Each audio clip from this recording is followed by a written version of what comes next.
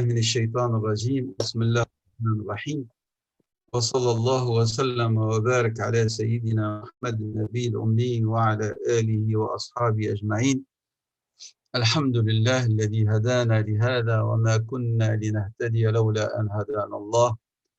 اللهم زدنا من فضلك ولا تنقصنا وأكرمنا ولا تهنا وآثرنا ولا تؤثر علينا واغفر لنا تقصيرنا وما أنت أعلم به منا ولا حول ولا قوة إلا بالله. أعوذ بالله من الشيطان الرجيم.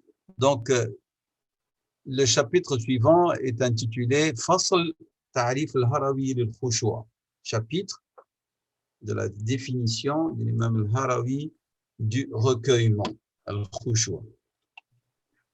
قال صاحب المنازل الخشوع خمود النفس وهمود الطباع لمتعاظم أو مفزع. الخشوع خمود النفس وهمود الطباع لمتعاظم أو مفزع. C'est clair? Alors, Ibn al-Qayyim dit يعني, cela veut dire انقباض النفس والطبع. Alors, nous allons essayer d'expliquer ça avec notre langage, si je peux dire.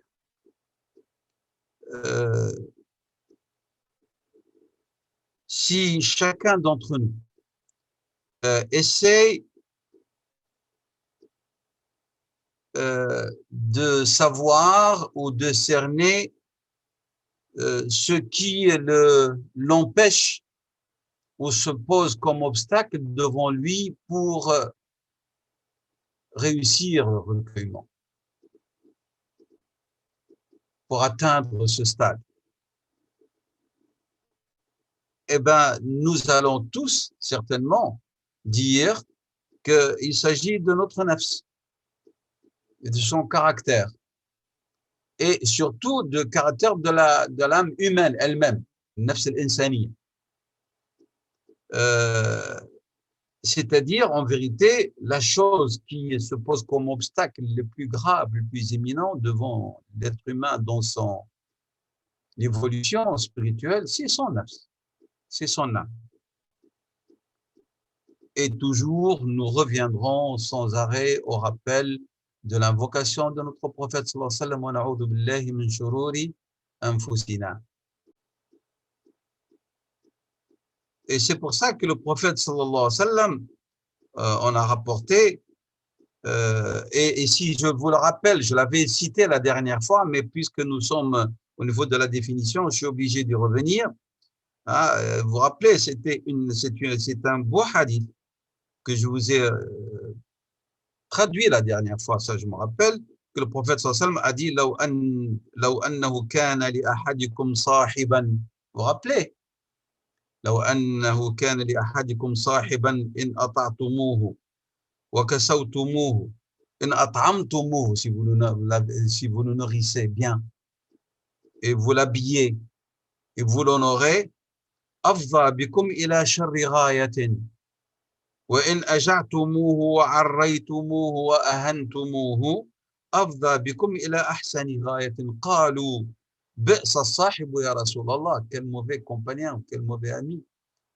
Tu fais du bien à son égard, tu le nourris, tu l'habilles, tu l'honores, et en contrepartie, eh ben, il va te rendre la monnaie, mais vraiment de la pire des manières.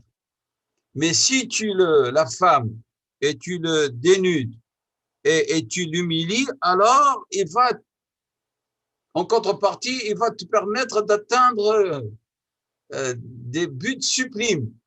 Ils ont dit, c'est quoi ce compagnon? Quel mauvais compagnon. Alors le prophète a dit, sallallahu alayhi wa sallam, فَوَالَّذِي نَفْسِي بِيَدِهِ إِنَّمَا هِيَ نُفُوسُكُمُ الَّتِي بَيْنَ جُنُوبِكُم. Vous vous rappelez de ce hadith? On a cité, je vous ai dit que la référence est l'imam Qurtubi dans son exégèse tafsir de Surat Yusuf alayhi salam. Donc, qu'est-ce qui est demandé en vérité? Il nous est demandé d'être attentif à notre nafs. Qui chaque fois tu tu la prends en amitié, si je peux dire, eh ben, c'est comme si tu t'ouvres une porte vers la perdition. Et donc, ce qu'il demandait, c'est vraiment d'être vigilant et de veiller à maîtriser son nafs, de la maîtriser, de la commander et de la brider s'il faut pour ne pas lui laisser libre, de la laisser libre faire ce qu'elle désire ou te mener vers là où elle désire.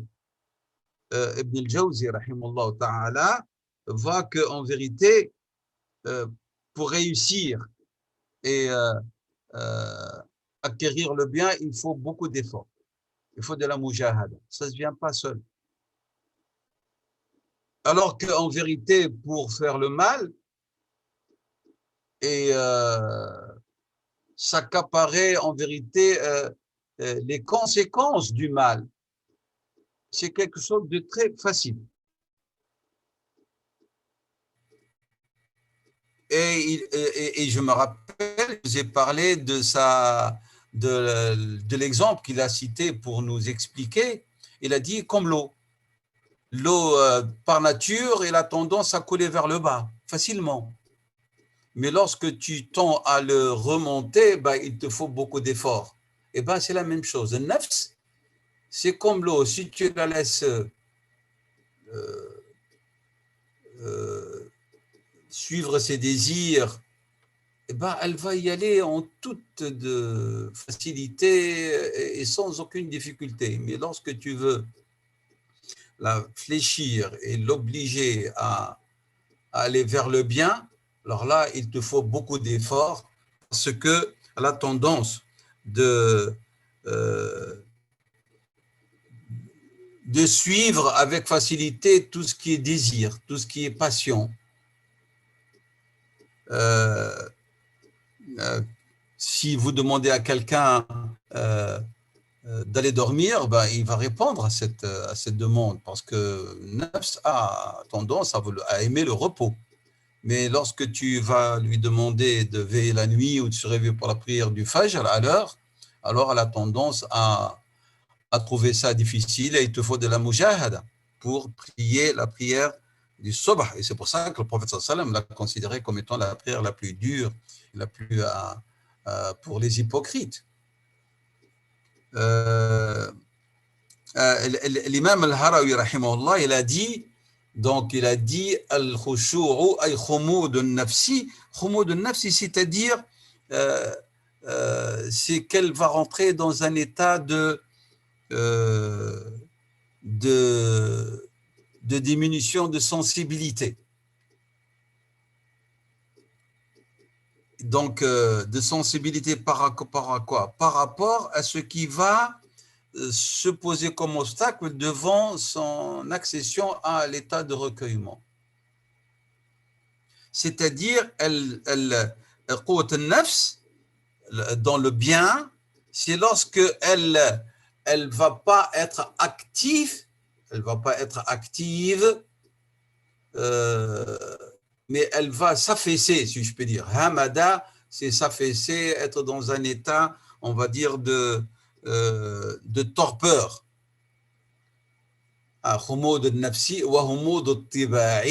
Cette nafs qui a tendance à enclin vers tout ce qu'elle désire et qui peut nous regresser, ben, elle va avoir une attitude d'affaissement, de torpeur. Pourquoi? À cause de quelque chose de plus grave, de plus important qui est Allah, subhanahu wa ta'ala, en l'occurrence, ou par rapport à ses promesses ou ses châtiments. Hein? Il dit ici, c'est les forces de votre nafs qui vont entrer dans un état de torpeur. Elle ne va pas être dans un état de sentiment de recueillement pour quelque chose qui est importante. Et donc, pour Ibn al-Qayyim, rahimahullah, le khushu', il s'unit, il s'accorde avec quoi? Avec l'estime et la révérence de l'muta'adhim, l'azim, du glorieux qui est Allah subhanahu wa ta'ala. Et donc, c'est lorsque un nafs se met dans un état d'humilité et on ne le laisse pas acquérir ce qu'elle désire devant al-muta'adhim ou al-mufzi', c'est ça ce qu'on appelle le khushu'. Mais Ibn al-Qayyim, rahimahullah, il va nous dire il ne faut pas se limiter à cet état d'humilité devant al-muta'adhim et de révérence et d'estime, de contrition, de soumission. Il faut que tout cela soit accompagné de l'amour, de l'mahabba. Parce que lorsqu'on glorifie quelque chose, et ce qu'on glorifie, il touche le cœur, de point de vue spirituel, il n'y a pas de révérence que envers ce qu'on aime, et non pas uniquement ce qu'on craint. Lorsqu'il s'agit de Dieu, subhanahu wa ta'ala.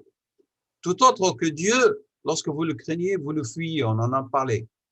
Mais Dieu, lorsque vous le craignez, vous le vénérez, vous vous mettez dans un état d'humilité devant lui, et donc vous fuyez vers lui, tafirru ilallah, fafiraruka ilallah, c'est l'expression de ton amour en vérité. Parce que tafirru laysa minhu walakin ilayhi. Tu fuis vers Dieu, mais tu ne fuis pas Dieu. La fuite n'est pas de, mais vers Dieu. Et lorsque tu fuis vers Dieu, c'est que tu l'aimes. Parce que la fuite vers Dieu veut dire chercher refuge auprès de lui. Chercher une relation privilégiée, une proximité et une intimité. C'est clair? Donc, والحق أن الخشوع معنى يلتئم من التعظيم والمحبة والذل والانكسار. En vérité, le recueillement, c'est un sentiment qui va s'associer avec ces quatre cités-là. At-ta'zim, la glorification, l'amour, l'humilité et le fait d'être devant Allah dans un état d'inkisar. Al-inkisar, vraiment avoir une attitude de quelqu'un qui n'a pas de volonté, l'absence de volonté devant Dieu, subhanahu wa ta'ala.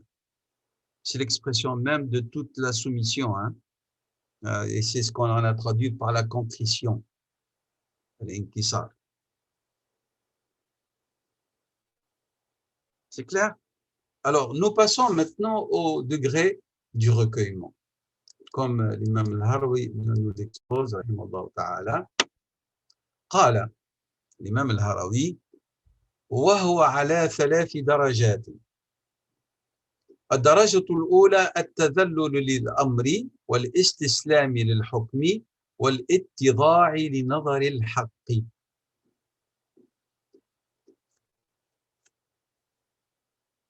التذلل للأمر, c'est-à-dire que lorsque tu reçois un ordre, tu le reçois avec une acceptation totale. Bidhallatil qabouli.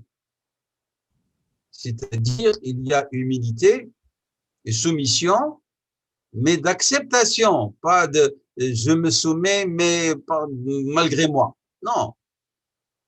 Le qaboul, il rajoute pour que le sens de l'acceptation soit encore plus explicite, il dit wal inqiyadi wal imtithal.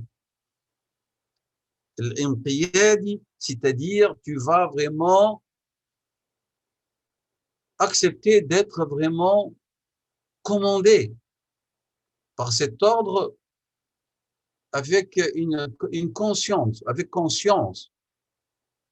C'est-à-dire, c'est une obéissance librement consentie.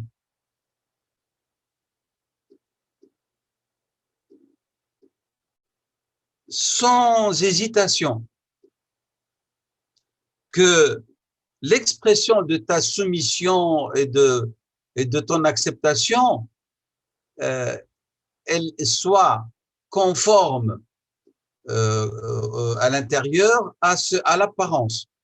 On vous voit soumis extérieurement, mais à l'intérieur, vous devez avoir la même attitude et non pas soumis extérieurement et à l'intérieur, on a des hésitations ou en vérité, quelque part, au fond de nous-mêmes, on n'a pas envie ou on refuse. Donc, c'est pour ça qu'il a dit, qu'il a dit ici, wa muwata'atu zahiri al-batin.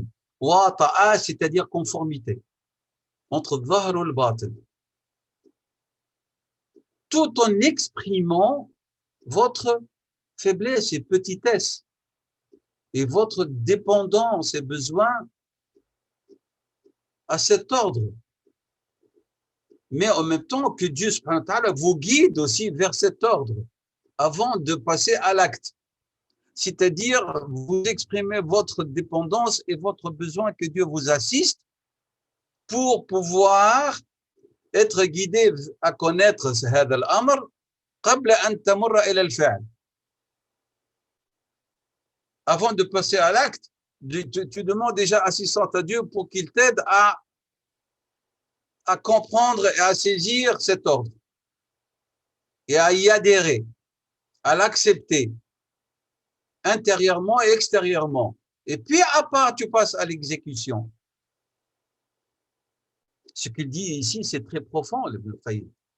Parce que il y a beaucoup de gens qui, en apparence, s'adonnent aux actes de l'islam. Mais au fond d'eux-mêmes, ils n'y adhèrent pas du tout. Et là, c'est-à-dire, il y a le risque de l'hypocrisie. C'est pour ça que la condition de l'acceptation des œuvres, أن يوافق أو يواطئ كما قال مواطأة أن يواطئ مواطأة أن يوافق الظاهر الباطن. C'est une condition. Nous parlons au niveau de l'acceptation de la part d'Allah subhanahu wa ta'ala. Parce que nous, comme humains, nous n'avons accès qu'au jugement externe. On voit quelqu'un, comme a dit Rasul sallam, si on voit quelqu'un participer régulièrement à nos prières, on dit il est musulman. ولكن الله هو الذي أعلم بحاله. فحكمنا حكمنا على الظاهر. ولكن ici احنا نتحدث على رب العالمين فهو يعلم السر وأخفى. Et puis il ajoute, il dit donc al-iftiqar ila al-hidayah. Il doit exprimer son besoin d'être guidé vers cet ordre de la part de Dieu avant de passer à l'acte, et il a besoin de l'assistance de Dieu pour pouvoir l'exécuter comme Dieu le désire. Et accepter les conséquences de cet acte après l'avoir exécuté. Non pas s'adonner à un acte et après dire Wallah, je l'ai fait, Dieu subhanahu wa ta'ala t'a assisté pour t'acquitter de ta zakat, alhamdulillah. Il t'a assisté pour comprendre et accepter la zakat, puis tu l'as exécuté au fond de toi-même, mais après l'avoir donné la zakat, au fond de toi-même, il y a une amertume. J'ai donné quand même 1 million. C'est beaucoup. Eh ben, le fait d'avoir ce sentiment au fond de soi-même annule l'acte. Vous voyez, il ne s'est pas limité à ce que Dieu vous assiste à connaître l'ordre, et puis après, il vous aide à son exécution. Il dit, et qu'après l'exécution, vous devez être content et accepter ce qui est là après l'exécution de l'acte. Et j'ai pris l'exemple de la zakat parce que l'argent et les biens sont chers à un nafs. Lorsqu'il s'agit de 1 000 euros, ça passe, mais lorsque ça devient 10 000 euros, ça casse. Lorsque ça devient 50 000 euros, c'est encore plus grave. Vous voyez, plus la somme elle est importante, plus le nafs va te dire subhanallah, est-ce qu'il n'y a pas possibilité de réduire? Et on le voit d'après les questions qui arrivent sur le plan juridique. Hein. J'ai donné la zakat à une œuvre de bienfaisance, l'État me rembourse 60% parce que c'est une œuvre caritative et elle garde 40%. Est-ce que le fait que j'ai eu remboursement 60%, ces 60% deviennent ma propriété? Est-ce que le fait d'avoir donné au début les 1000 euros veut dire que je me suis acquitté de ma zakat ou non. Et n'importe qui sait très bien, ils vous ont rendu 60%, c'est que vous n'avez pas acquitté la zakat. Hein, que les 60% restent toujours dus à la zakat. C'est comme quelqu'un qui donne d'une main et reprend de l'autre. Vous êtes allé à un pauvre, vous lui avez donné 100%, et de l'autre côté, on vous a rendu 60% de ce que vous avez donné. Est-ce que la zakat est toujours due ou non?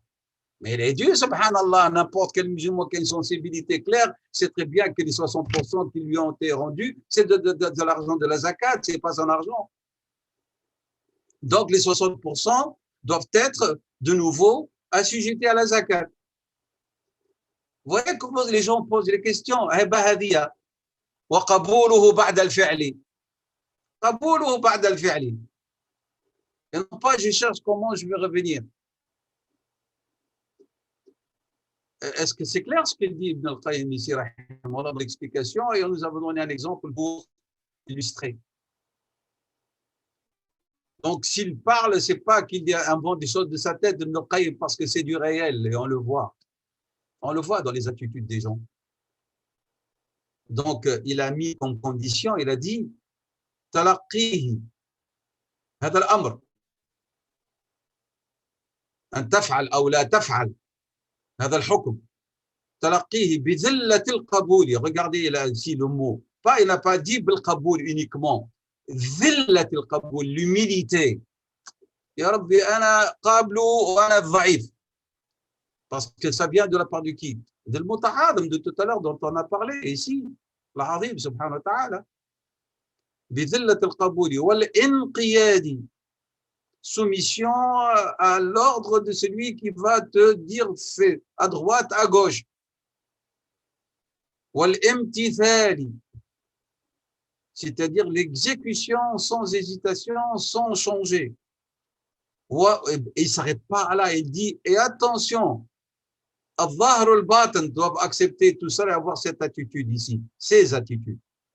الظاهر والباطن, مع quoi? مع إظهار الضعف, il insiste encore. Et tu dois exprimer ta faiblesse. Et que tu as besoin de qui? De Dieu pour qu'il te guide pour connaître ce fi'l qui t'a été ordonné. Et tu demandes à Dieu l'assistance et l'aide lorsque tu vas passer à l'acte. Et que tu acceptes l'acte après l'avoir exécuté. Et non pas tu l'exécutes et au fond de toi-même il y a une amertume, une certaine hésitation, une certaine retenue, un certain regret. Pas du tout. C'est clair? C'est-à-dire que le serviteur, as-saliku, al-muridu, celui qui veut, qui a la volonté de vouloir transcender, qu'il doit prendre et exécuter et accepter, se mettre à l'ordre sans hésitation, sans qu'il y a de sa part l'expression la plus, on va dire, interne d'opposition aux ordres d'Allah subhanahu wa ta'ala, ni au niveau du goût, ni par une quelconque analogie, ni par un quelconque avis, ni par un quelconque conformisme qui lui a été suggéré par un tel ou un tel. Il ne faut pas, l'ordre de Dieu est clair, il dit, ils m'ont dit, il y a un tel qui a dit, mais la coutume, et les gens, ils ont l'habitude de faire. Et ils commencent à chercher des justifications pour ne pas exécuter l'ordre. Pas du tout. Donc, il faut pas qu'il se prononce par rapport à son goût. Selon moi, mais non, il n'y a pas selon toi ni selon moi. Et on entend de plus en plus ce genre de discours et d'analyse de la bouche de beaucoup de gens. L'ordre de Dieu, il est là et il s'oppose à l'ordre de Dieu par son zawq personnel. Je pense, je sens qu'on n'a pas besoin de tes sentiments. L'ordre de Dieu, il est là. قال لك لا تفعل قال لك افعل. Alors on va prendre la question de goût. Hein? لا ذوقك ولا التقليد ولا مراعاة أحوال الناس ولا السياسة ولا tout ça, il doit disparaître. C'est clair? Une remarque ici. Il y a une ambiguïté, une confusion chez beaucoup de gens entre la question de ce qu'on appelle le recommandé et l'acquittement de l'acte recommandé. Ici maintenant, nous ne parlons pas de l'amr, mais on parle maintenant de choses qui sont mustahab. Ou l'islam, surtout les gens qui cherchent à transcender, rappelez-vous, nous avons dit l'amru, il n'est pas sujet de discussion, le haram ou le halal. L'insan qui cherche les manazil, les stations dont on parle, c'est-à-dire toutes ces questions de l'wajibat, le fara'id ou le muharramat, pour lui c'est fini, il n'en discute plus. Hein. Donc il est en train d'apporter des rajoutes, des choses supplémentaires, hein, ziyadat. Et donc pour les gens qui cherchent la transcendance, quelque chose que Dieu aime, ils ne vont pas la banaliser. Mustahab pour eux, c'est quelque chose dont Allah yuhibbuhu. Et non pas, il va dire, oui, mais non, cet acte, il est mustahab. Qu'est-ce que ça veut dire? C'est-à-dire, il n'est pas grave, il n'est pas très important. Je parle ici du point de vue spirituel, je ne parle pas ici du point de vue juridique. Hein. Je ne parle pas du point de vue statut. Je parle du point de vue spirituel. Ahlul maqamat, ils ne jugent pas l'acte mustahab comme quelque chose qui n'a pas beaucoup d'importance et donc quand on s'en acquitte ou s'en acquitte pas, c'est pas grave. هم لا يزهدون في المستحب. لا يزهدون في المستحب. Ils cherchent le mustahab. C'est-à-dire, c'est comme lorsque tu fais la différence entre l'acte mustahab et le fait de t'en acquitter, c'est comme si tu te renonces et il y a de l'indifférence.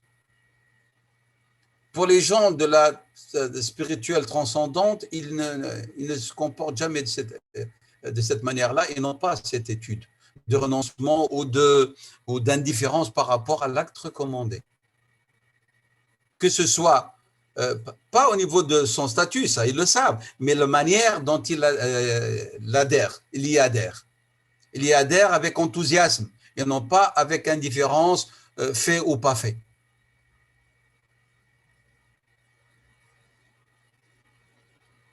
Pourquoi? Parce que la manière dont on parle d'une mustahab et le fait d'insister qu'il n'est pas du domaine de l'obligatoire va donner lieu à ce que les gens vraiment ne valorisent plus l'acte recommandé. Et c'est très dangereux. Parce que rappelez-vous, même maintenant, si j'ouvre de parenthèses du point de vue juridique, vous vous rappelez, nous avons dit, après avoir classé les ahkam al-shari'a, hein, les règles légales prescriptives, nous avons dit qu'il peut faire en sorte, qu'il peut arriver en sorte que al-mustahab, il vient au service de l'obligatoire, il peut acquérir le statut de l'obligation. S'il est au service de l'obligatoire, il peut acquérir le statut de l'obligatoire, comme le makrouh. Le makrouh, il peut remonter au statut de l'interdit. Le mubah, le permis, le halal, peut, s'il est au service de l'obligatoire, il peut acquérir le statut de l'obligatoire. Et donc, ici, ils disent, attention, yukhsha, عند عرض المستحب كأنه ليس من الأفعال الهامة أن يزهد الناس فيه والزهد فيه يؤدي إلى التهاون فيه وهذا على المستوى التربية الروحية أمر ليس بالجيد. Donc, et si nous disons que tel acte est mustahab, en vérité, c'est pour qu'il encourage les gens à s'en acquitter. C'est pour ça qu'on appelle le mustahab ou le mandoub. Nadabana shari'u ilayhi. Il nous a demandé, hein, sans contrainte, mais il nous a demandé de le faire. من غير إلزام ولكنه طلب منا فلو لم يكن فيه مصلحة لما طلب منا الله سبحانه وتعالى أو رسوله صلى الله عليه وسلم أن نأتي به.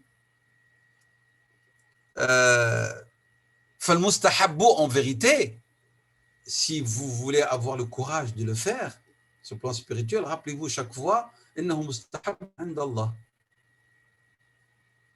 Et non pas vous allez l'appréhender avec un statut sec, son statut mustahab. Non, rajoutez le mot indallah. Alors, il aura beaucoup plus d'importance à vos yeux. Mustahabun indallah ta'ala, subhanahu wa ta'ala. Il a été formulé d'une manière plus allégée que l'obligatoire, mais il est quelque part matloub. هناك طلب. Vous vous rappelez le terme talab? Talabun bi'ilzam, هذا talabun bighayri ilzam. ولكن il y a une demande d'acquittement. Donc, le fait d'ajouter mustahabun indallah, ça va vous inciter, ça va nous inciter, Inch'Allah, à nous acquitter. Tu rentres dans la mosquée et tu es fatigué, et tu sais que rak'atay tahlimaz mustahab, eh ben, tu vas la faire, Inch'Allah. Et ainsi de suite. قوله رحمه الله تعالى والاستسلام للحكم. الاستسلام للحكم. يقصد الهروي voulait dire comme le voit Ibn al-Qayyim, il explique, il le commente et lui il même donne sa version. On peut dire par al-hukm ici, al-hukm al-shar'i, la sentence légale. Mais aussi, cela peut suggérer aussi al-hukm al-kawni al-qadari, c'est-à-dire l'acceptation des décrets d'Allah. Donc, ça peut dire le fait d'accepter et de se soumettre aux règles légales, mais aussi, ça veut dire aussi aux décrets de Dieu, subhanahu wa ta'ala. C'est-à-dire accepter les décrets de Dieu, de ne pas protester et être fâché lorsque Dieu, par ses décrets, décide dans sa science de quelque chose qui vous arrive. فإذن الاستسلام للحكم الشرعي أو للحكم أي للقدر لقدر الله سبحانه وتعالى.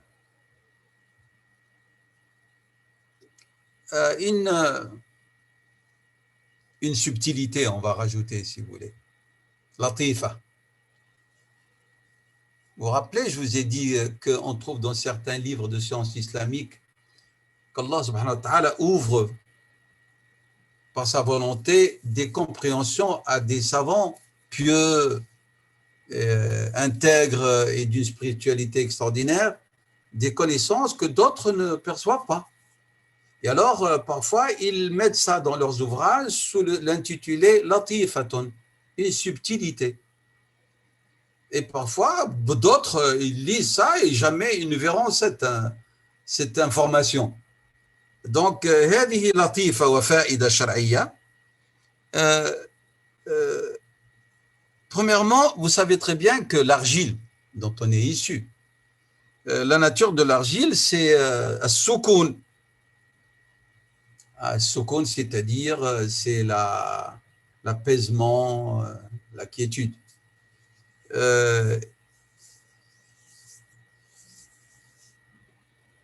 Pas de frivolité.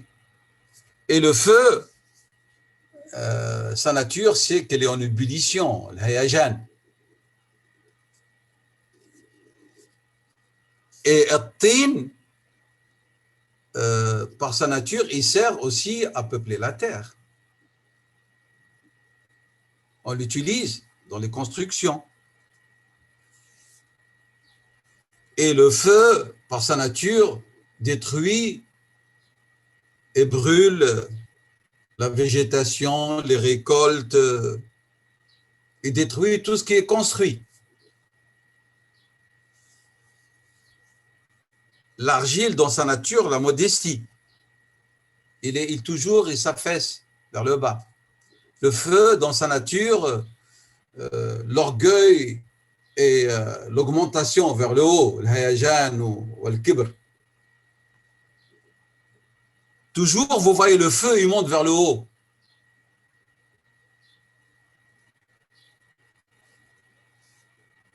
Eh bien, nafs al-insaniya est partagée entre ces deux éléments.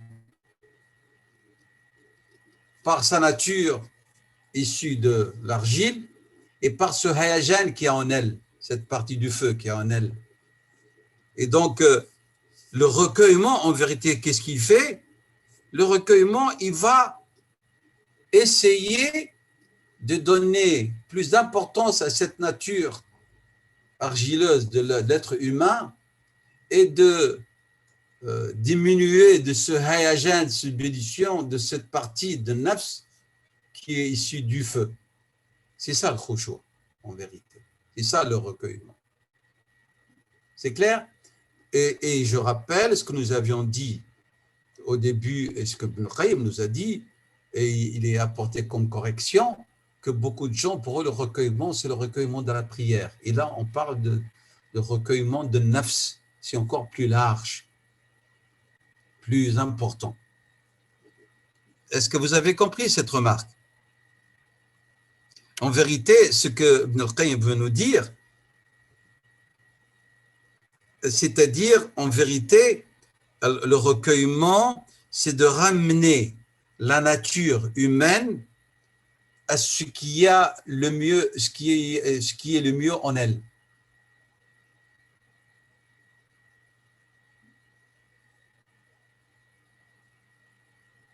C'est clair cette explication et cette subtilité que nous avons citée. C'est clair? Alors, nous avançons, si vous voulez bien.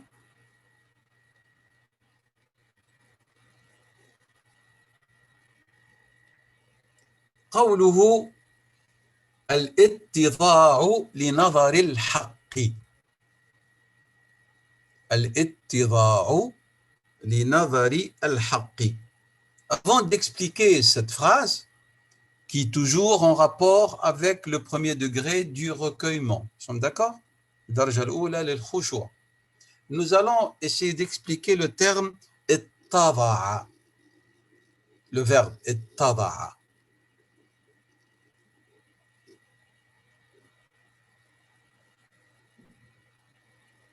Alors, dans la langue arabe, on dit اتضع البعير. Donc, c'est lorsque le chameau ou la chamelle baisse la tête. Ah, elle baisse la tête. Et vous dites un tel اتضع أمام السلطة, c'est-à-dire il s'est soumis, il a une attitude d'humilité devant le pouvoir. Ou c'est lui qui exerce le pouvoir, l'autorité. Donc, al-ittida'u, c'est en vérité le fait d'avoir une attitude de soumission, d'humilité. Vous dites en arabe, wada'a fulanan, un tel, sayyarahu wadi'an. Il l'a rendu quoi? Peu estimable. C'est-à-dire le fait de l'humilier. Et vous dites, shay'un wadi'un, c'est quelque chose qui n'a pas de valeur, qui est très bas. Et lorsque vous dites un tel, il a wada'a fulan, c'est-à-dire il a humilié, il l'a vraiment dénigré et il l'a rabaissé. Alors, al-ittida'u li nazar al-haq, c'est-à-dire, si on veut expliquer maintenant, c'est d'avoir une attitude de tazallul, de quoi? Du cœur et des membres. هو إذن تذلل القلب والجوارح وانكسارها et sa contriction. Pourquoi? Parce qu'elle est consciente du regard de Dieu sur elle. Et en vérité, lorsque on a un sursaut spirituel au niveau de notre cœur, de notre nafs, et on se rappelle nos faiblesses, nos péchés, nos manquements, alhamdoulilah, de temps en temps, on a cette attitude d'inkisar, de contriction et de pudeur, de haya min Allah. Même comment est-ce qu'on peut prétendre à lui demander quelque chose alors que nous sommes dans un état de manquement, de péché, de faiblesse. Donc, en vérité, et c'est ce que Dieu subhanahu wa ta'ala voulait dire et en même temps annoncer à ceux qui ont cette attitude lorsque Dieu dit وَأَمَّا مَنْ خَافَ مَقَامَ رَبِّهِ وَنَهَى النَّفْسَ عَنِ الْهَوَى. Khawf, maqamullah. Alors qu'est-ce qu'il va avoir comme attitude? نَهَى النَّفْسَ عَنِ الْهَوَى. Et vous avez وَلِمَنْ خَافَ مَقَامَ رَبِّهِ جَنَّتَانِ. مقام الرب, c'est-à-dire أنه مطلع, اطلاعه, il est informé, rien ne lui est caché par sa seigneurie, par ses attributs de divinité, rien ne lui échappe de notre caractère, de nos attitudes, de nos pensées, de nos agissements. La crainte du statut du Seigneur, hein? En vérité, il engendre quoi? Recueillement du cœur, très certainement, dit Ibn al-Qayyim. فخوفه من هذا المقام يوجب له خشوع القلب لا محالة. Ça va? وكلما كان أشد استحضارا له, et plus votre cœur se rappelle Dieu et sa présence ou son omniprésence, subhanahu wa ta'ala, la fréquence est les plus importante, ben, le cœur va être encore plus recueilli.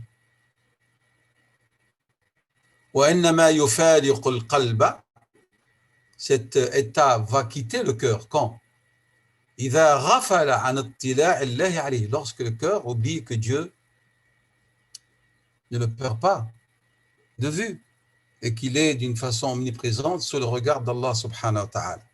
وإنما يفارق القلب إذا غفل عن اطلاع الله عليه ونظره إليه.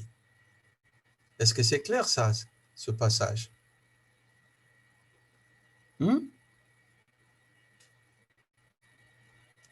Maintenant, Ibn al-Qayyim rajoute un élément, il dit khawfu maqam al-Rabbi, c'est pas uniquement parce qu'il est informé, mais c'est-à-dire avoir peur lorsque on sera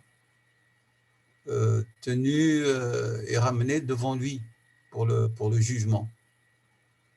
يقول أي مقام العبد بين يدي ربه عند لقائه.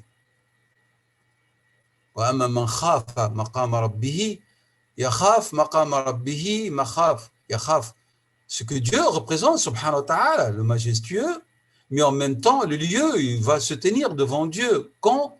Le jour du jugement. C'est-à-dire, il craint cette rencontre. cette station devant Dieu.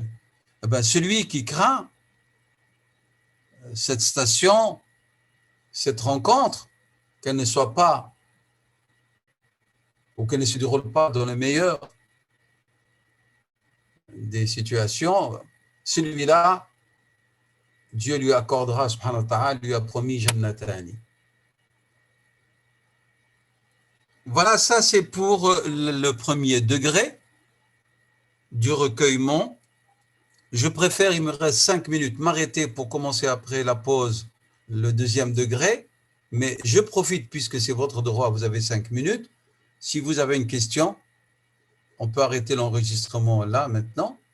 Et si vous avez des questions, pour 5 minutes rapidement, et puis Inch'Allah, on s'arrêtera si vous voulez bien pour la prière de moi, pour la prière du Asr, elle va s'annoncer maintenant.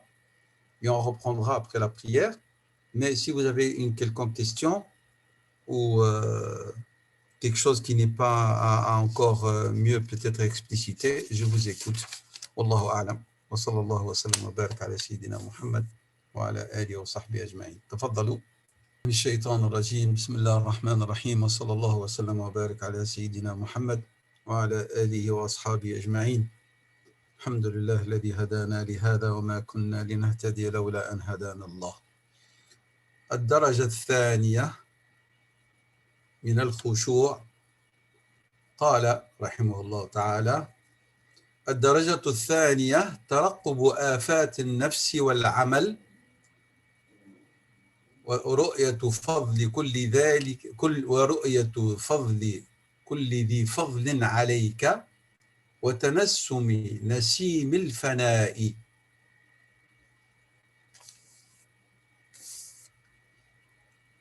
ترقب آفات النفس والعمل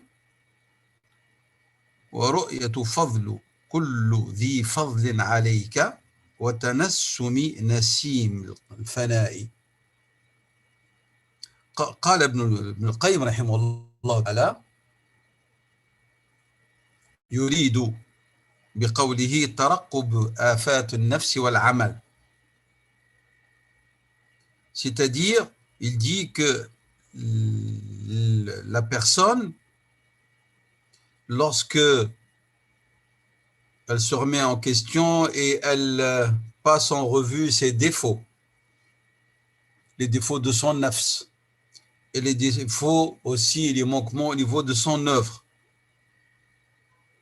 C'est quoi ces défauts? L'orgueil, le contentement de soi, l'ostentation, le manque de véracité, le manque de certitude, lorsqu'on est affecté par un quelconque malheur.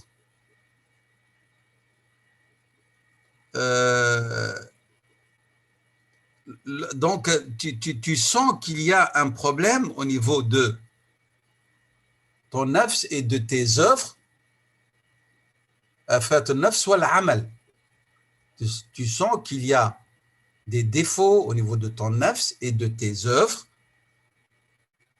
Alors, en vérité, comment tu dois agir? Tu dois agir et avec un apaisement, avec une tranquillité et avec une certitude qu'Allah te récompensera très certainement pour tout acte que tu accomplisses.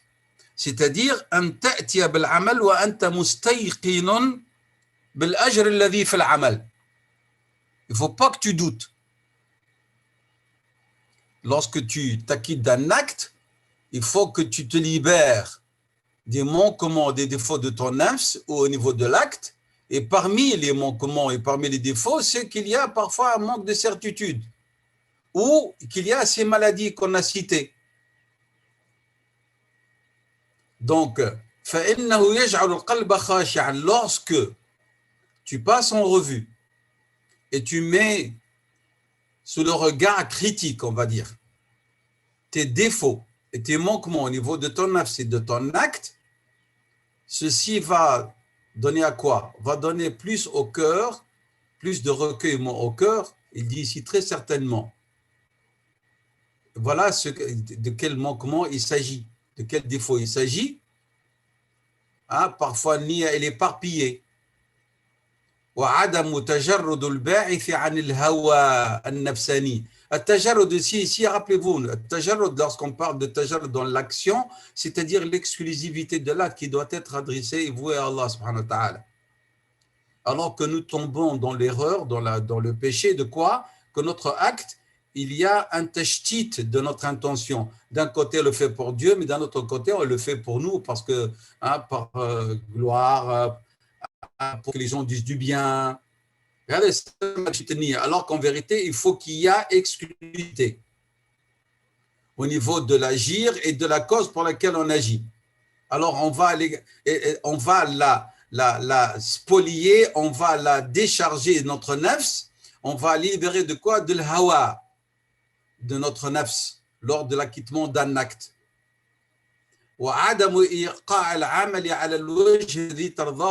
Et parfois aussi, tu dois ne pas être content parce que l'acte que tu accomplis, tu l'accomplis pas de la manière qui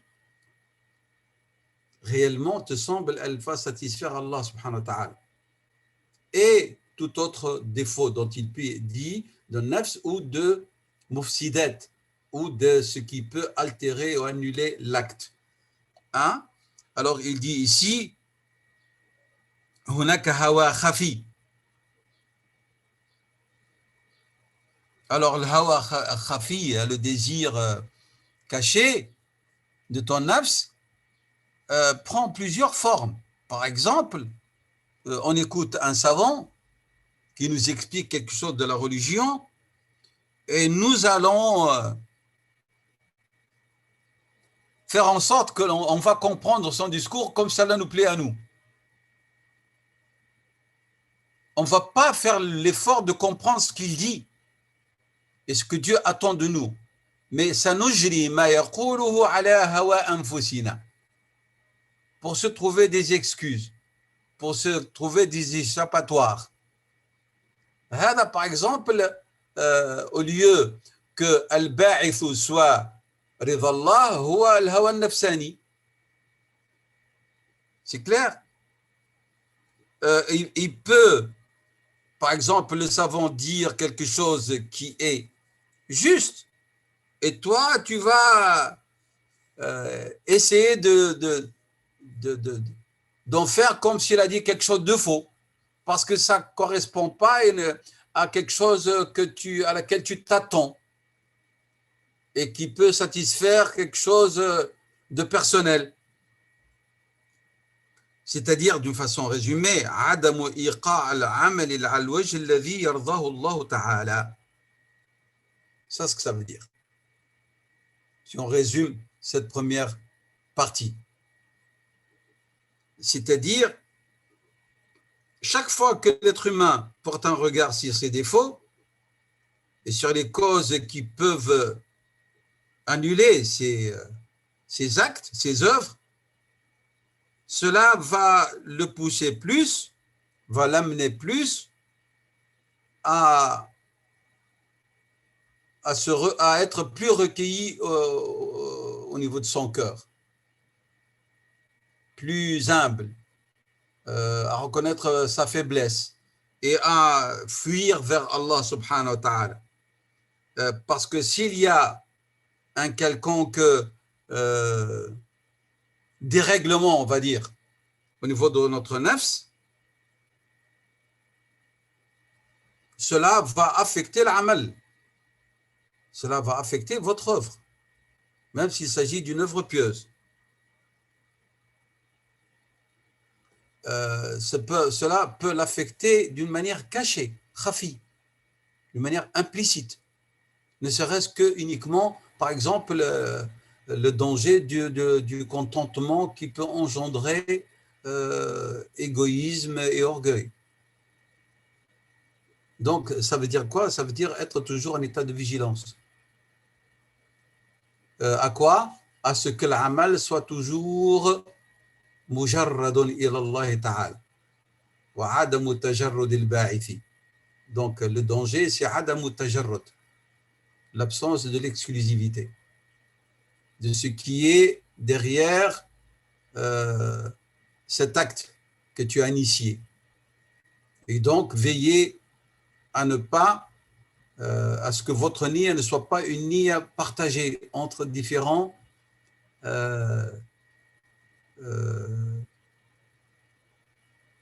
désirs ou demandes, et que votre attention ne soit l'expression que d'une seule demande, celle d'obéir et d'exécuter l'ordre d'Allah subhanahu wa ta'ala, ou l'ordre ou la chose que Dieu aime.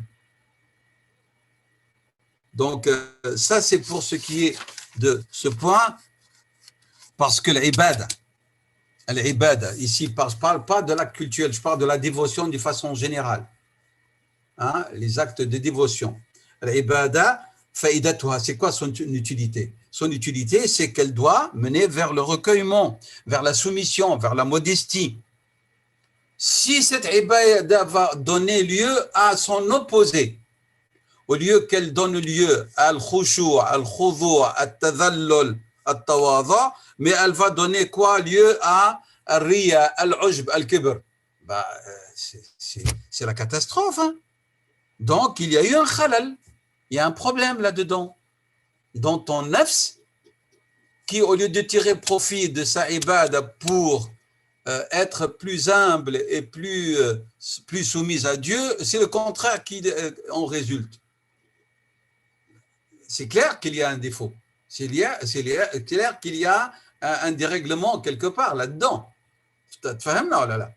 العبادة هدفها أن تكون وسيلة لزيادة الخضوع والتذلل إلى الله والقرب من الله والخوف من الله والشعور بالافتقار إلى الله. هكا ولا؟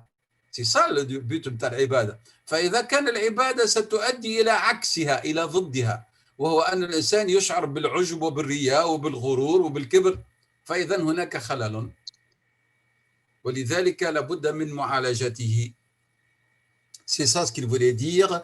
ترقب الرقابة, c'est la surveillance. Il faut vraiment être en état de vigilance et être raqib. C'est celui qui surveille, et qui est toujours là, vraiment attentif. Donc, il faut être attentif et surveiller et veiller à avoir à l'œil afat al-nafs wal-amal. C'est clair cette première partie? قوله رحمه الله تعالى ورؤية فضل كل ذي فضل عليك. Il dit فهو أن تراعي حقوق الناس فتؤديها ولا ترى أن ما فعلوه من حقوقك عليهم فلا تعاوضهم عليها. Premièrement, que tu dois veiller à t'acquitter des droits des autres, à t'acquitter des droits d'autrui. Et lorsque les gens s'acquittent de leurs devoirs vis-à-vis de toi, il ne faut pas que tu le considères comme parce que j'ai du mérite, c'est ce qu'il devait faire quand même. Hein. Si par exemple les gens te respectent, ouais, tu dis, tu dois les remercier et non pas dire, de toute façon je suis cheikh, hein, il faut qu'ils me respectent. Hein. Non. Il a dit, فَلَا تُعَاوِضُهُمْ عَلَيْهَا. Il ne faut pas que tu t'attendes à une contrepartie. Moi, j'ai fait ceci, et s'ils m'ont donné et exprimé du respect, c'est la moindre des choses hein, qu'ils doivent exprimer à mon égard. C'est clair? Il dit, Ibn al-Qayyim, ألا ترى ما أعطاك العباد إياه حقا أنه من حقك, que tu ne dois pas voir ce que les gens te donnent comme un droit. هذا فضل من الله. فلا تقل ذلك من حقي عليهم. Ne dis pas, oui, ça, c'est quand même, ça fait partie de mes droits. Hein. Et ils ont des devoirs vis-à-vis de moi. Tu dois être poli et respectueux. Tu ne dois pas profiter du fait que les gens te rendent du respect pour dire, ben oui, ce respect, il m'est dû, et même plus que ça, et ils doivent me servir aussi. Si j'ai besoin de quelque chose, je dois toquer à n'importe quelle heure à la porte de l'un d'entre eux et il doit s'exécuter. C'est le minimum qu'ils me doivent. Subhanallah. هذا تفضل منهم وليس واجب. Ça fait partie de leur bonté et non pas de leur devoir. Haqi. Haqi, si j'ai une panne de ma voiture et je suis cheikh, ben, je téléphone, ils doivent venir et même réparer la voiture et gratos en plus. Haqi. Quel haq? Vous comprenez?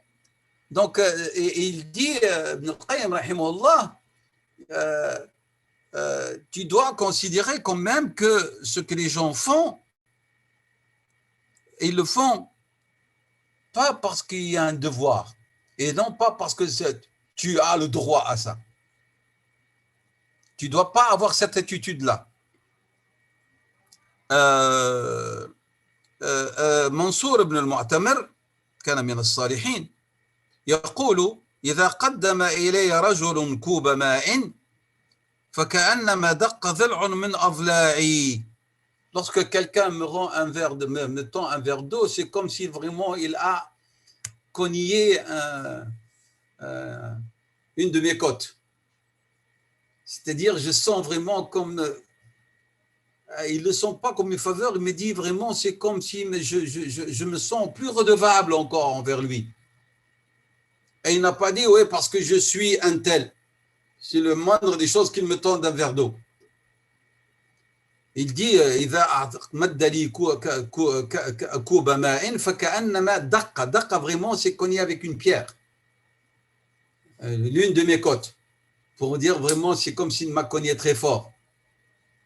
Pour dire vraiment, je me sens dans un état où je me sens moins redevable et non pas dire, ouais, s'il m'a tendu ce verbe, parce que quand même, c'est un de mes droits. Vous voyez l'attitude humble de ce savant, rahimahullah ta'ala. Et le prophète, sallallahu alayhi wa sallam, il avait cette attitude. Il récompensait pour le bien qu'on lui exprimait. كان يكافئ على المعروف صلى الله عليه وسلم. Et il avait comme principe la règle que vous connaissez tous et toutes. قوله صلى الله عليه وسلم من لا يشكر الناس لا يشكر الله. Alors qu'il était qui? Il était Rasulallah sallallahu alayhi wa sallam quand même. C'est pas n'importe qui, hein? Que les compagnons accouraient tous pour le servir. Et malgré ça, lorsque les compagnons venaient pour le servir, lui, il leur rendait cela par plus de reconnaissance. Donc, il ne se pavanait pas, sallallahu alayhi wa sallam, au milieu d'eux en disant « Je suis Rasulallah, sallallahu alayhi wa sallam, j'ai du mérite et c'est normal qu'il me serve. » Lorsqu'il partait dans des razawad et qu'il installait le campement, le prophète sallallahu alayhi wa sallam se chargeait de la tâche la plus difficile, celle de chercher le bois pour le feu. Pourquoi c'est la tâche la plus difficile? Parce que dans le désert, il n'y a pas d'arbustes, il n'y a pas de végétation. Donc, pour amener un peu de bois, il faut parcourir des kilomètres en pleine chaleur, sur la chaleur intense du désert. Il se chargeait de cela, sallallahu alayhi wa sallam. Et il n'a pas dit, je suis Muhammad Rasulallah, installez-moi ma tente et j'attends que vous me servez. Jamais de la vie. Jamais, sallallahu alayhi wa sallam, il n'avait fait cela.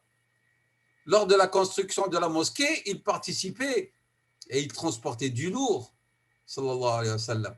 Lors de la bataille du fossé, le Khandaq, il creusait le fossé avec les compagnons, sallallahu alayhi wa sallam. Vous comprenez? Donc, Rasul sallam ne tirait pas profit de son statut, alayhi salatu wassalam. Il ne disait pas « هذا من واجبهم كان يكافئ على المعروف بالمعروف عملا بالقاعدة الشرعية من لا يشكر الناس لا يشكر الله لأن من فيه هذه النفس celui qui a dans sa manière d'être, dans sa nature, cette attitude de son nafs et de la manière de traiter les gens, eh ben, c'est une personne qui est d'une éthique morale très élevée. Et parce qu'il s'agit de quelqu'un aussi qui se comporte avec les hommes, quel que soit leur statut social, comme étant tous des hommes et des êtres ennoblis par Allah subhanahu wa ta'ala. Et qu'il n'y a pas de statut qui les différencie les uns des autres. Il n'y a pas le riche et le pauvre et le noble. Hein, lorsque nous voyons comment le prophète se comportait avec ses compagnons, il se comportait de la même manière. Il n'y a pas Bilal a un statut et Abu Bakr avait un autre statut et une autre manière au niveau de la relation. Et les compagnons, rappelez-vous, qu'est-ce qu'ils nous racontaient? Ils nous disaient, lorsque le prophète il était dans une assemblée et qu'il nous regardait, chacun d'entre nous croyait qu'il le regardait lui exclusivement. Alors qu'il regardait tous les compagnons. Il partageait entre les compagnons même son regard, sallallahu alayhi wa sallam. Aucun ne sentait que le prophète sallam le privilégiait par un regard. Tous, chacun sentait d'entre eux que le prophète le regardait lui, alayhi salatu wa sallam. Donc, celui qui a une nafs pareille, c'est-à-dire c'est quelqu'un qui a compris أن النفس الإنسانية نفس مكرمة فلا بد أن نكرمها. وهذا رسول الله صلى الله عليه وسلم. Et c'est ce qu'ils ont compris les compagnons, c'est ce qu'ils ont compris as-salihin. Et par exemple, nous avons ici une attitude de Rasul sallam. Lorsque quelqu'un, par exemple, le servait, le prophète sallam le lui rendait. Un jour, le prophète a dit Ya Rabi'ata laqad khadamtani wa uridu an ukafi'aka. Oh Rabi'a, tu m'as servi et je veux te servir. Je veux te rendre ton service. Et je veux te récompenser pour ce service. Et donc, comme j'ai dit, ceci montre quoi? Ceci montre le noble sentiment. Il y a un noble sentiment chez Rasulullah sallallahu alayhi wa sallam.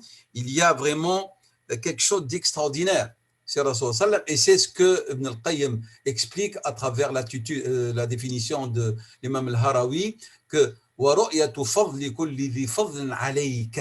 que lorsque quelqu'un t'accorde un bienfait, eh ben, tu dois le considérer, ce bienfait, non pas comme un droit, mais toi aussi, tu as un bienfait à le lui rendre.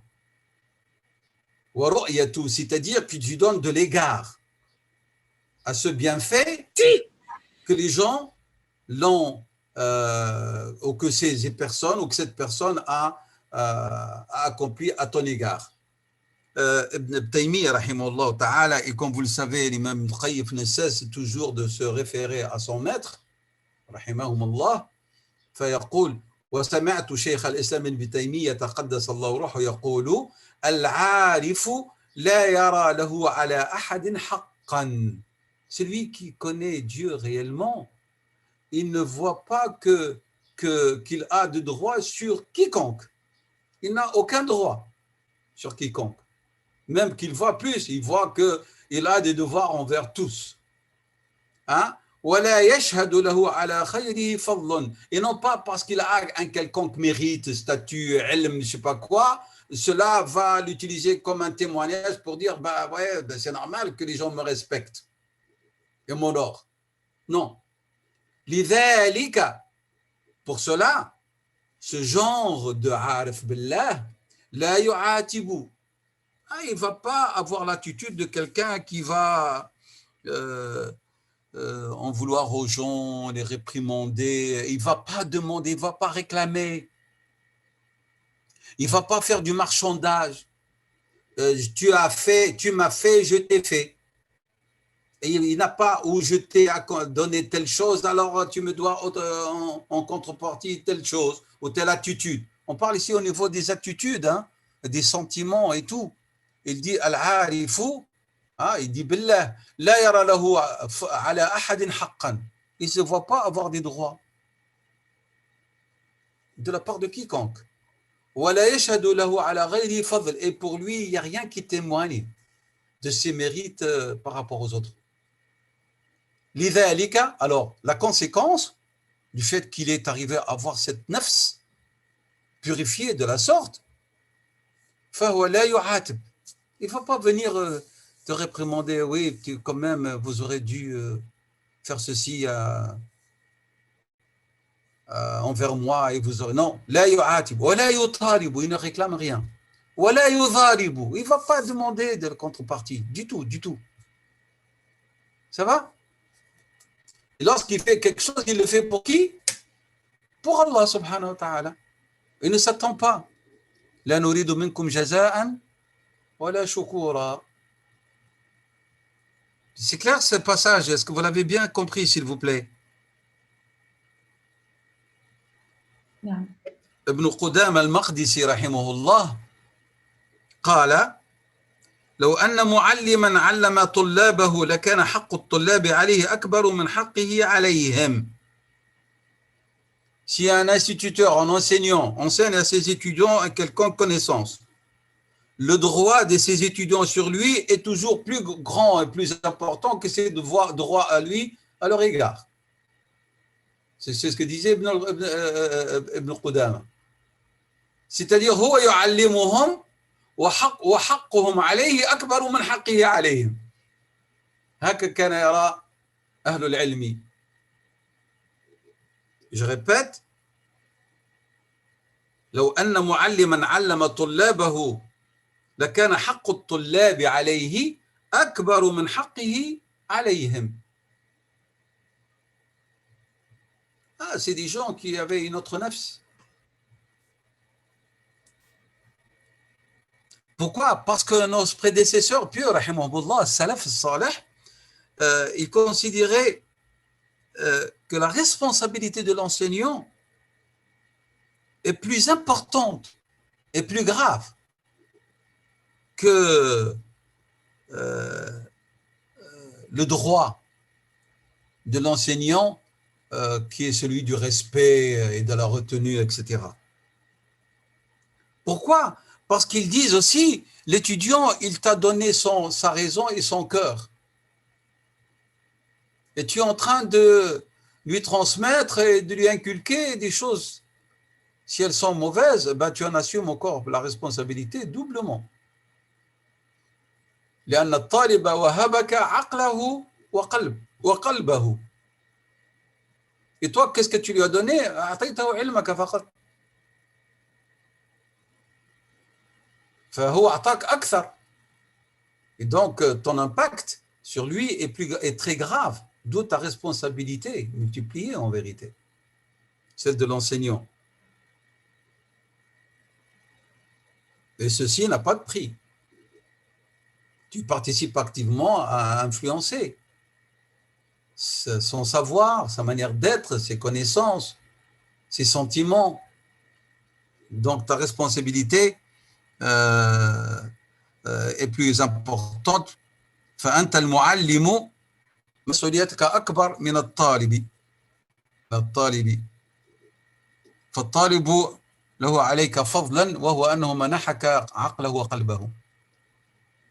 C'est pour ça que Ali ibn al-Hussein ibn Ali radiallahu anhum, lorsque un homme s'est présenté pour l'interroger, pour lui poser une question, alors Ali ibn al-Hussein a embrassé cet homme au front.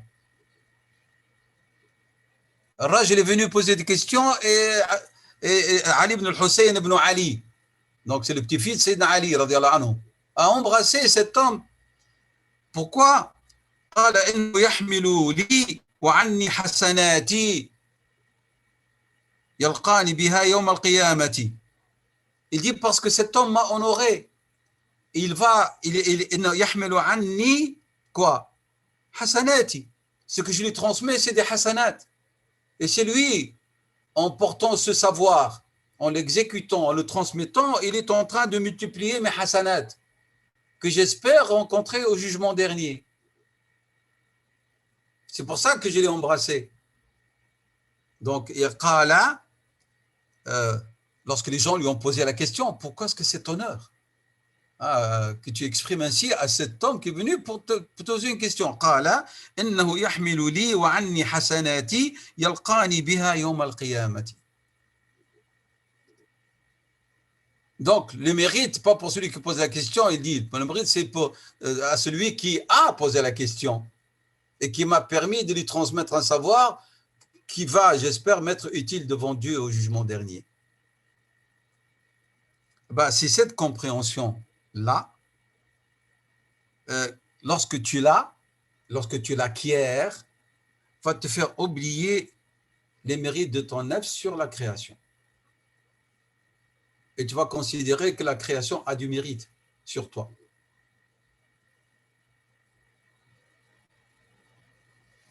C'est pour ça que Ibn al-Qayyim a rapporté donc cette citation que nous avons citée d'après son cheikh, l'imam Ibn Taymiyyah rahimahullah, lorsqu'il a dit « Al-'arifu la yara lahu ala ahadin haqqan wa la yashhadu lahu ala ghayrihi fadlan lidhalika la yu'atibu wa la yutalibu wa la yudharibu » Il ne faut pas spéculer « ouais, je t'ai donné, je t'ai servi, je t'ai appris » et alors il va demander, comme j'ai dit, une contrepartie.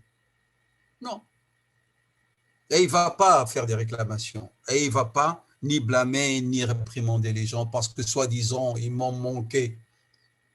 Ah, ils ne reconnaissent pas mes bienfaits, ils ne l'expriment pas par plus de gentillesse, par plus d'écart, par plus de serviabilité, par plus de cadeaux, par plus de ceci. Non. C'est clair?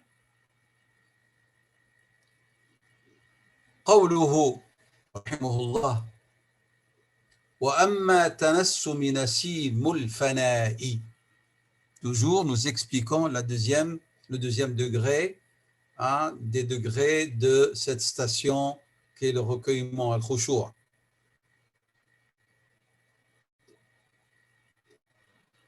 Alors, al-fana, c'est pas selon la compréhension mystique, l'anéantissement en Dieu. Ce n'est pas de ça dont on parle. On avait fait cette remarque, rappelez-vous. Ça, c'est du kufr. Parce que Rabb subhanahu wa ta'ala n'a pas de lien avec l'abd physiquement. Rabbu rabbun wa l'abdu abdun. À chacun son statut. Le Seigneur, c'est le Seigneur subhanahu wa ta'ala et le serviteur, c'est la créature. C'est clair? Ça, c'est un égarement et un éloignement de la loi et de Dieu. Al-fana, ou qui est voulu ici, c'est que le serviteur s'acquitte de l'action et il regarde ce qu'il fait comme un acte non accompli. Pourquoi non accompli? Parce qu'il espère encore que Dieu l'accepte et lui accorde la récompense qu'il espère. Regardez ce qu'il dit ici. Puisqu'il a une finalité. Le serviteur, lorsqu'il accomplit un acte, il a une finalité. Il a fait que ce degré qu'il cherche à atteindre comme la subtilité de la brise. Tu ne la vois pas, elle est très fine. Al-Nassim, c'est la brise. La brise, vous sentez son effet, mais elle n'est pas violente. Elle est subtile. Il l'a comparé à Al-Nassim, à la brise. Pourquoi? Parce que ce sentiment, dans sa relation ou dans son lieu, le lieu qu'il tient dans l'âme, il est très subtil. Et il dit, et lorsque le serviteur arrive à la terre de recueillement, eh bien, ce retour est un sabab, est un moyen qui va permettre à ce que cet acte disparaisse vraiment dans le fin fond de toi-même avec l'espérance de l'acceptation et de la récompense. Je vais réexpliquer ce que je viens de dire. C'est-à-dire que le serviteur, il ne doit pas croire que s'il arrive à cet état de recueillement, ce n'est pas grâce à cet acte. Ce n'est pas l'acte en soi qu'il a fait parvenir à cette station. Et cette station, elle est tellement indétectable, puisqu'on parle de spiritualité. Elle est tellement subtile, elle n'est pas perceptible comme un sens. Comme le ma'ani, les ma'ani ne sont pas perceptibles, ne sont pas physiques. Elle est tellement fine, d'une finesse telle que au niveau de l'âme, frouh, qu'elle n'est pas perceptible physiquement. Pourquoi? Parce que lorsque ce recueillement, il devient, comment dirais-je, il colle à votre âme de manière inséparable, هذا الخشوع يلتحم بنفسك فيصعب أن تراه ولكن تشعر به. Il est difficile de le voir parce qu'on ne parle pas de quelque chose de physique, mais tu vas le sentir. Je répète encore, il faut que lorsque l'un d'entre nous s'acquitte d'un acte, l'acte en soi physique disparaît. Et ce n'est pas l'acte qui donne le contentement spirituel à l'intérieur qui va donner ce qu'on appelle l'état de khushu', mais c'est le fait que la finalité pour laquelle vous avez acquitté l'acte qui va vous donner une certaine sensibilité qui n'est pas perceptible, mais vous la sentez spirituellement. Vous la sentez spirituellement, mais elle ne doit pas engendrer le contentement dont on a parlé tout à l'heure, orgueil, contentement qui engendre ostentation, etc., etc. فناء العمل هو أن العمل, tu lui accordes plus aucune importance en lui-même. L'acte en lui-même, il disparaît comme acte. Ce qui va rester, c'est quoi? C'est l'effet de l'acte. Et cet effet de l'acte, il n'aura pas cette conséquence que si cet acte a eu un écho dans votre nafs et il s'est collé à votre nafs, qui elle va le sentir d'une manière subtile, comme lorsqu'on sent la brise sur notre peau et il y a une sensation de plaisir, mais on ne la voit pas. Pendant l'été, vous êtes dans un endroit et vous sentez la brise, Nassim. Il y a une sensation, mais vous ne voyez pas. Ce n'est pas comme le vent qui vous cogne et laisse des traces sur le visage, la peau sèche, etc. Là, non, c'est quelque chose d'extraordinaire, mais dont vous sentez l'effet. Mais sur le plan physique, elle est très subtile. C'est l'effet de l'acte. Lorsque on ne lui accorde pas d'importance en soi. L'acte en soi. Est-ce que vous avez compris, s'il vous plaît, cette répétition? Donc, وَأَمَّا تَنْسِيمُ نَسِيمُ الْفَنَاءِ فَلَمَّا كَانَ عِنْدَهُ غَايَةٌ, puisque vous avez un but que vous cherchez. السالك المريد جعل هذه الدرجة, il a fait que ce degré, il est comme la brise dans sa subtilité. وعبر عنها, il a exprimé cette daraja, ce degré, par un nassim. Pourquoi? Parce qu'il est latif, imperceptible. Latif où? Dans le lieu qu'il occupe dans votre âme. Fi ruhika.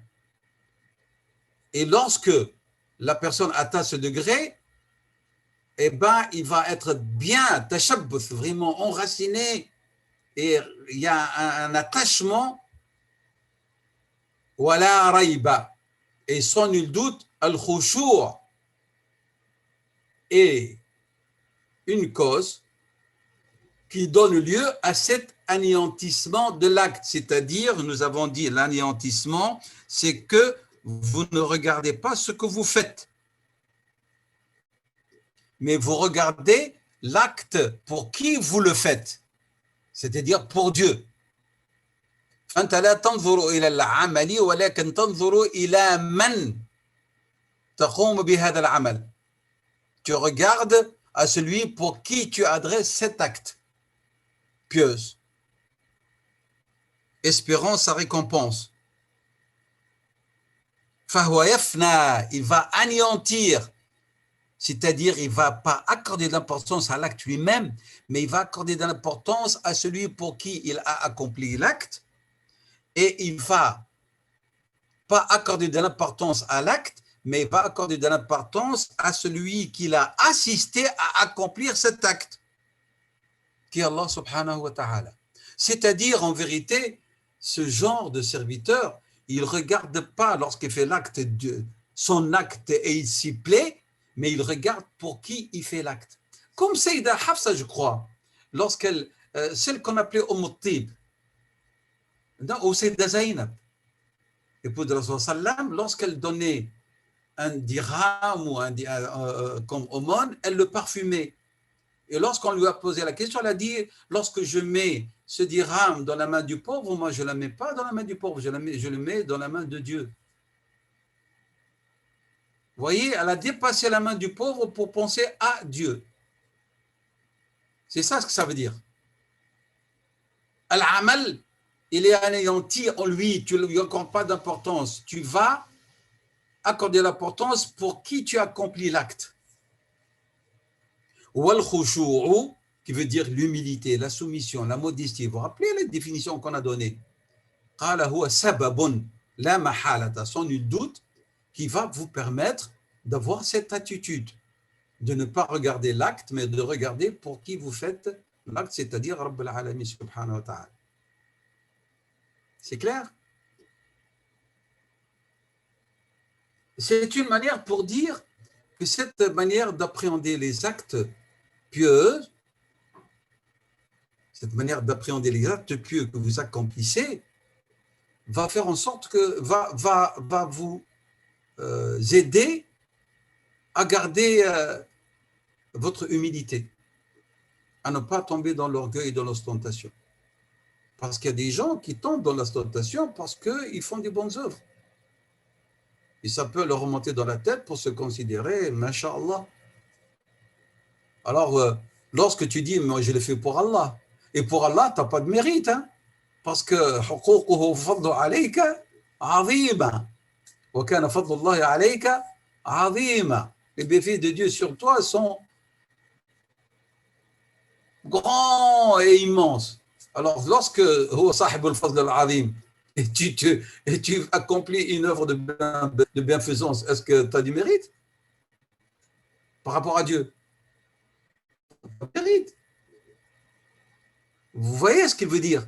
C'est une manière vraiment pour combattre nafs. Et c'est une manière extraordinaire.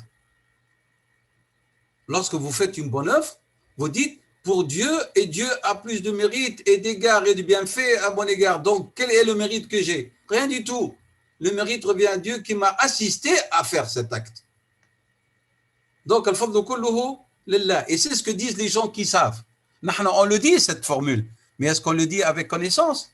Lorsque l'un d'entre vous accomplit une bonne œuvre et quelqu'un le remercie, qu'est-ce qu'il dit?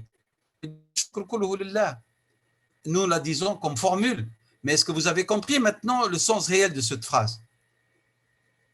Qu'en vérité, j'ai aucun mérite. Le mérite revient de Dieu qui m'a assisté pour le faire.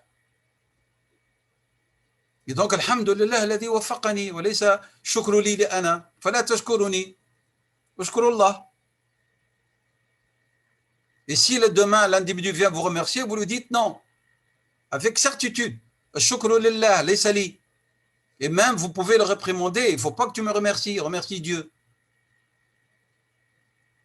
فلا ترى لك من فضل على الناس. On revient à ce qui a été dit auparavant là dans le passage passé. Tu ne vois pas que tu as des mérites sur les gens.